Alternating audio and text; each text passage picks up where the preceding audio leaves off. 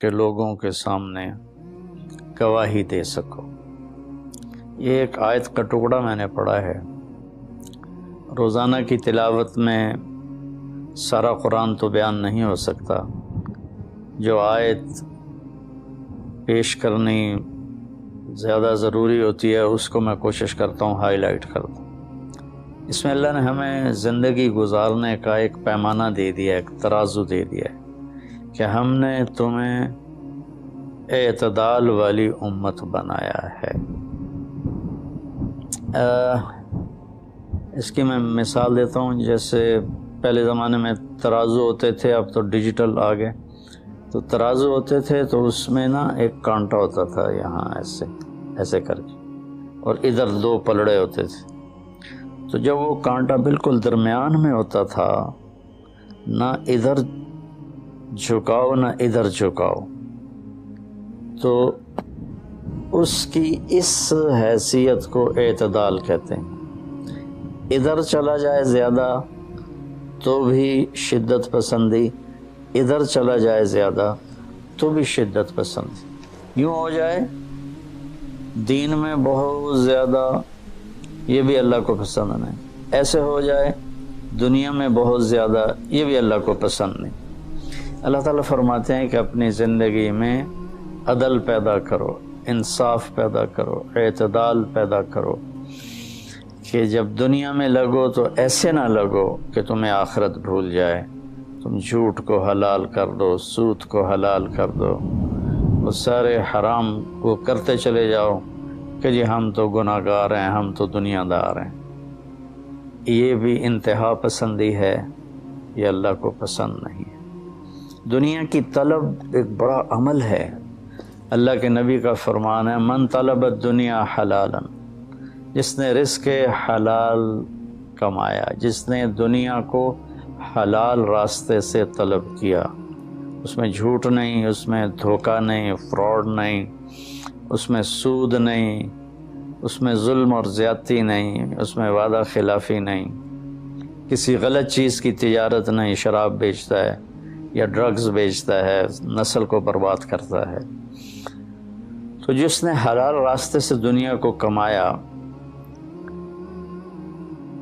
استعفافاً عن المسئلہ، کہ مجھے مانگنا نہ پڑے لوگوں سے، میں خوددار بن کے زندگی گزاروں، سعیاً علی اہلہ، اپنے بچوں پہ خرچ کرنے کے لیے کہ وہ عزت کی زندگی گزاریں، تعطفاً علی جارہ، اپنے آس پاس کے غریب لوگوں پر خرچ کرنے کے لیے، جو صبح بازار جاتا ہے اور اپنی جاب پر جاتا ہے، اپنی مزدوری پر جاتا ہے، وہ ریڈی پر بیٹھتا ہے یا بہت بڑے پروجیکٹ کے آفس میں بیٹھتا ہے، اگر یہ چار باتیں اس کے اندر ہیں، حلال کماتا ہے، جابین رشوت نہیں لیتا، غلط کام نہیں کرتا، کسی کی فائل نہیں روکتا، بچوں پہ خرچ کرنے کے لیے اور پڑوسیوں کو نوازنے کے لیے، غریب پڑوسیوں پر خرچ کرنے کے لیے اور سوال سے بچنے کے لیے، جو دنیا کو کماتا ہے۔ تو اب آپ خوشخبری سنیں، لقی اللہ تعالی یوم القیامہ وجہہ مثل القمر لیلۃ البدر، قیامت کے دن وہ اللہ سے ایسے ملے گا کہ اس کا چہرہ 14ویں رات کے چاند کی طرح چمکتا ہو۔ تو ایسی دنیا کمانا بھی بندگی ہے۔ ریاکاری کے نفل پڑھ رہا ہو تو وہ جہنم ہے، اور ان چار شرطوں کے ساتھ دکان پہ بیٹھا ہو، آفس میں بیٹھا ہو، ریڈی پہ بیٹھا ہو، تو وہ جنت کا راستہ ہے۔ اللہ کو اتنا پسند ہے کیونکہ اس میں درمیانی راستہ ہے، اعتدال والا راستہ ہے۔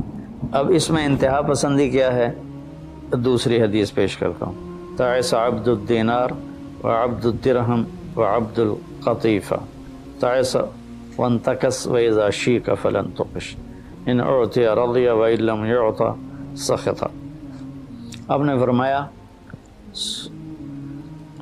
دینار کا چاہنے والا، دینار کا غلام، چاہت تو سب کی ہے، سونے کا غلام ہلاک ہو جائے، چاندی کا غلام ہلاک ہو جائے۔ اللہ نے کائناتی معیشت کو، اکانومی کو سونے چاندی کے گرد گھمایا ہے، یہ اللہ کی اپنی قدرت ہے۔ تو اب یہ انتہا پسندی آ رہی ہے، جس نے آپ نے کہا ہلاک ہو جاتا ایسا کون؟ عبد الدینار، سونے کا غلام، چاندی کا غلام، اور زیب و زینت کا غلام، اسیسریز کا غلام، کہ حلال رزق میں ایسی نہیں مل رہا تو چلو کوئی ڈنڈی مار لو، کوئی رشوت لے لو، کوئی جھوٹ بول کے سودا بیچ لو. یہ ہے تو اس کے لیے آپ نے بد دعا فرمائی. یہ بخاری شریف کی روایت ہے. آپ رحمۃ اللہ علیہ عالمین ہو کر آپ بد دعا فرما رہے ہیں کہ ایسے لوگ، چونکہ یہ لوگ جب دنیا میں جاتے ہیں تو اوروں کے حقوق مارتے ہیں. اوروں جو رشوت لیتا ہے، وہ رشوت دینے والا پتہ نہیں کن مشکلوں سے اپنے کام کے لیے پہنچا ہوتا ہے. جس کو یہ دھوکہ دے کے مال بیچ دیتا ہے، وہ پتہ نہیں کتنی مشکلوں سے پیسہ بنا کے مال لینے آتا ہے، اس کو یہ 2 نمبر ٹکا دیتا ہے. اس لیے ان کے لیے بد دعا فرمائی کہ یہ معاشرے کے لیے ناسور لوگ ہیں، چاہے یہ کتنے ہی نامور ہوں، لیکن یہ معاشرے کے لیے ایک عذاب ہیں، ایک مصیبت ہے. تو دنیا میں بھی چلو تو درمیانہ راستہ اختیار کرو. اتنے نہ کھب جاؤ میرے بھائیو کہ ٹوائلٹ میں بھی سودے ہو رہے ہوتے ہیں. پیشاب کرتے ہوئے ابھی میں کراچی سے لوٹا تو لاہور ایئرپورٹ پر میں وضو کرنے گیا تو پیچھے جو پیشاب کرنے کی جگہ ہوتی، وہاں ایک آدمی کھڑا ہوا، گردن کے ساتھ اس نے موبائل پکڑا ہوا تھا اور بولے جا رہا تھا. یہ بھی کوئی زندگی نہیں ہے. کھانا بھی کھا رہے ہیں اور سودا بھی بیچ رہے ہیں اور پیمنٹ بھی لے رہے ہیں اور سودا کر بھی رہے ہیں اور ساتھ کھانا بھی کھا رہے ہیں. تو یہ تو کھانا زہر بن جاتا ہے. دماغ کی طرف سے آرڈر جاتا ہے کہ کھانا آ گیا ہے، تیار ہو جاؤ. معدے کو آرڈر ملتا ہے، ساتھ ہی فون کی گھنٹی بجتی ہے، فون اٹھاتا ہے تو آرڈر فون کی طرف چلا جاتا ہے. معدے کو آرڈر نہیں جاتا، غذا زہر بن جاتی ہے. تو ایسی دنیا کما کے کیا کرنا جس میں آپ کی صحت ہی برباد ہو جائے اور آپ اتنے مصروف ہو جائیں کہ گھر میں آ کر بھی کوئی بچوں سے دلچسپی نہیں، بس اپنے موبائل پر یا سودے کر رہے ہیں یا موبائل پہ کوئی گیمیں کھیل رہے ہیں یا کوئی مووی دیکھ رہے ہیں یا کوئی ڈرامہ دیکھ رہے ہیں. کتنی مائیں ہیں جو اس طرح اپنے بچوں کو جھٹک دیتی ہیں، وہ ڈرامہ دیکھ رہی ہوتی ہیں یا کوئی مووی دیکھ رہی ہوتی ہیں یا کوئی کلپ دیکھ رہی ہوتی ہیں، تو بچہ آتا ہے تو اس کو ہوں ہاں کر کے ٹال دیتی ہیں. میرے بھائیو، میری بہنوں، اپنی زندگی کو وہ درمیان میں لاؤ. میں آپ کو مثال دیتا ہوں. گاڑی کے چاروں ٹائر میں ہوا بیلنس ہو تو گاڑی صحیح چلتی ہے، چاہے ایف ایکس کیوں نہ ہو. اور اگر ہوا اوپر نیچے ہے، بیلنس نہیں ہے، تو مرسڈیز بھی ہوگی تو وہ چلنے میں آپ کو تکلیف دے گی. ایک گاڑی ہے، انسان بھی، اس کو بھی بیلنس آف لائف چاہیے. کہ گھر میں آؤ تو گھر کے ہو جاؤ، فون آف کر دو اور اپنے بچوں سے بات کرو، بیوی سے بات کرو، ان کے ساتھ بیٹھو، ان سے گپ شپ کرو اور گھر کی باتیں کرو، گھر کے مسائل ذکر کرو. باہر کے مسائل کو گیٹ پہ چھوڑ کے آ جایا کرو. تو یہ تو دنیا ہے نا، اللہ نے اس میں ناپسند کیا ہے کہ ہم اپنے آپ کو زیادہ کھو پائیں. لیکن دین میں بھی اللہ نے ناپسند کیا ہے کہ ہم اس میں زیادہ لگ جائیں. لا تغلوا فی دینکم، اپنے دین میں انتہا پسندی پہ مت جاؤ. اللہ نے اپنے محبوب سے فرمایا فلا تذهب نفسک علیہم حسرات. میرے نبی، آپ ان غیر مسلموں کو تبلیغ کرتے ہوئے اتنا دکھ نہ اٹھائیں کہ آپ خود آہیں بھرتے بھرتے فوت ہو جائیں. اللہ نے اپنے نبی سے فرمایا. نماز لمبی کی تو اللہ نے اس سے منع فرما کر فرمایا کہ ما انزلنا علیک القرآن لتشقی. اللہ نے اپنے نبی سے اعتدال مانگا. لا تبسطھا کل البسط. میرے نبی، آپ مال خرچ کریں لیکن سارا نہ خرچ کریں، کچھ بچا کے بھی رکھیں. اللہ نے اپنے محبوب سے فرمایا. اس لیے تو اللہ نے زکوٰۃ کا نظام چلایا. تو اور ایک حدیث پیش کرتا ہوں. 3 صحابہ آئے حضرت عائشہ رضی اللہ عنہ کے پاس کہ اللہ کے نبی کی رات کیسی ہوتی ہے. تو انہوں نے فرمایا کہ سوتے بھی ہیں اور اٹھتے بھی ہیں، نفل بھی پڑھتے ہیں. بلکہ آپ کی بہت خوبصورت عادت تھی، جب آپ تہجد سے فارغ ہو جاتے تو یوں کر کے لیٹ جاتے، ایسے کر کے، اور حضرت عائشہ رضی اللہ تعالیٰ عنہ بھی اٹھ جاتی تو آپ ان کے ساتھ اسی حال میں باتیں کرتے، گپ شپ لگاتے تہجد کے وقت میں اپنی بیگم سے پیار محبت کی باتیں ہو رہی ہیں، اتنے میں حضرت بلال اذان دیتے تو آپ اٹھ کے 2 رکعت سنت ادا کرتے اور نماز پڑھانے کے لیے مسجد تشریف لے جاتے تھے۔ تو اتنی اعتدال کی لائف تھی، ہنسی مذاق فرماتے تھے، اور حضرت عائشہ رضی اللہ عنہ کو لقمے بنا کے کھلاتے تھے، ان کو آٹا گوندھ کے دیتے رہے جب تک حضرت عائشہ رضی اللہ عنہ کو آٹا گوندھنا نہیں آیا، کہ وہ چھوٹی عمر میں ان کی شادی ہوئی تھی۔ تو انہوں نے جب یہ سنا تو کہنے لگے وہ تو اللہ کے نبی ہیں، وہ تو کچھ بھی نہ کریں، بخشے بخشائے ہیں، ہمیں تو کچھ کرنا چاہیے، کیا کریں؟ ایک نے کہا میں ساری رات نہیں سوؤں گا، نفل پڑھوں گا، کتنی اچھی نیت کی ہے۔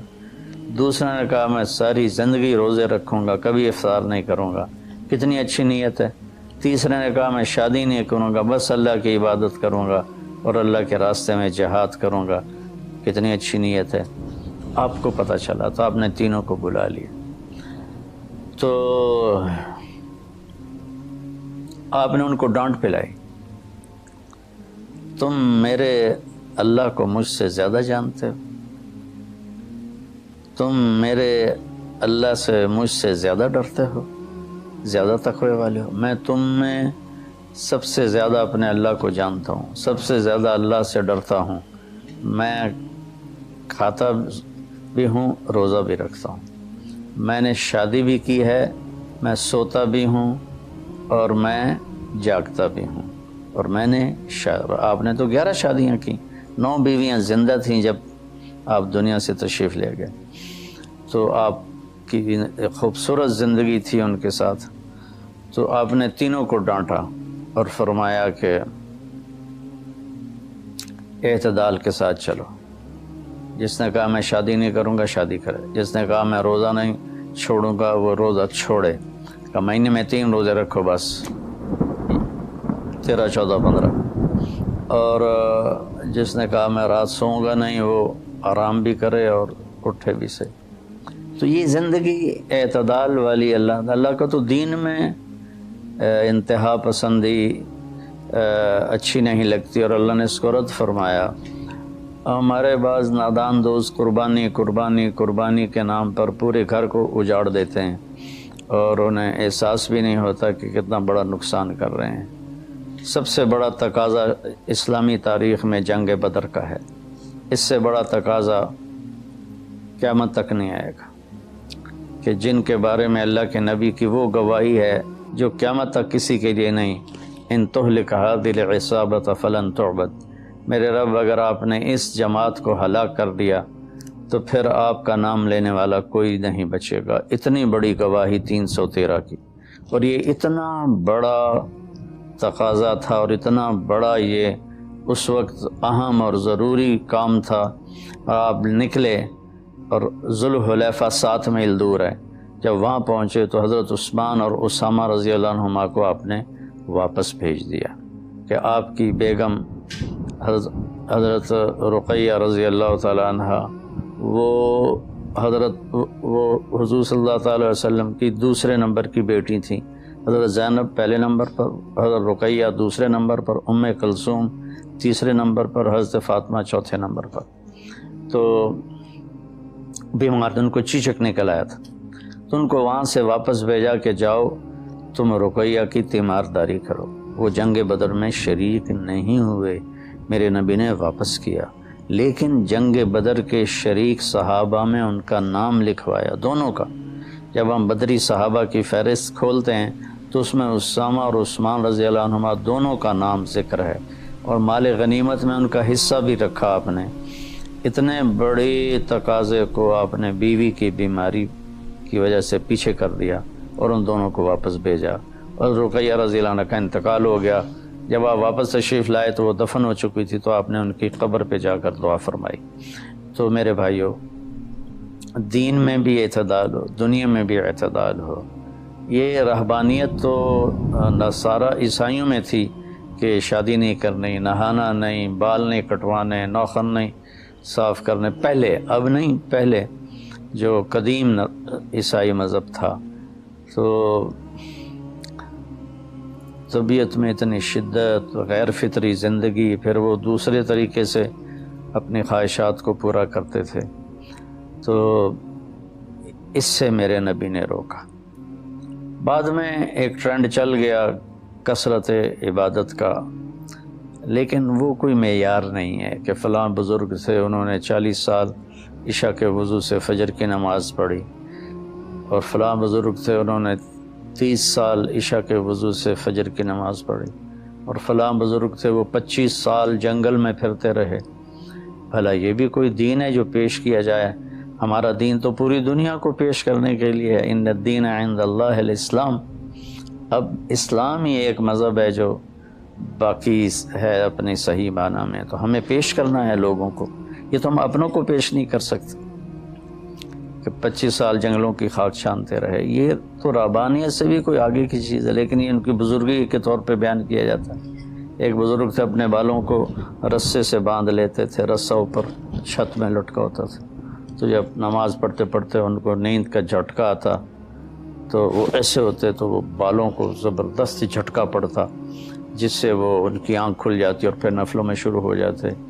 یہ تو میرے نبی کے حکم کے خلاف ہے۔ آپ نے فرمایا تم میں کوئی عبادت میں لگے جب تک وہ بشاشت ہے اور اس کو نیند نہیں، جب نیند کا سمجھے غلبہ ہو رہا ہے نفل چھوڑ کے جا کے سو جائے۔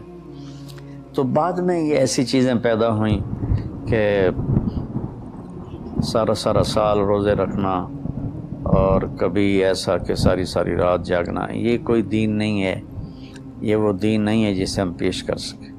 ایک بزرگ کا انتقال ہوا تو میں تعزیت کے لیے گیا، تو ان کے بیٹے بتانے لگے کہ ہمارے والد صاحب صبح 3 بجے اٹھ کے نیچے اپنے کمرے میں آ جاتے تھے جہاں مریدین آتے تھے اور باقی جو ان کے اپنے علمی کام ہوتے تھے، اور رات 11 بجے واپس جاتے تھے۔ ساری زندگی یہ معمول رہا۔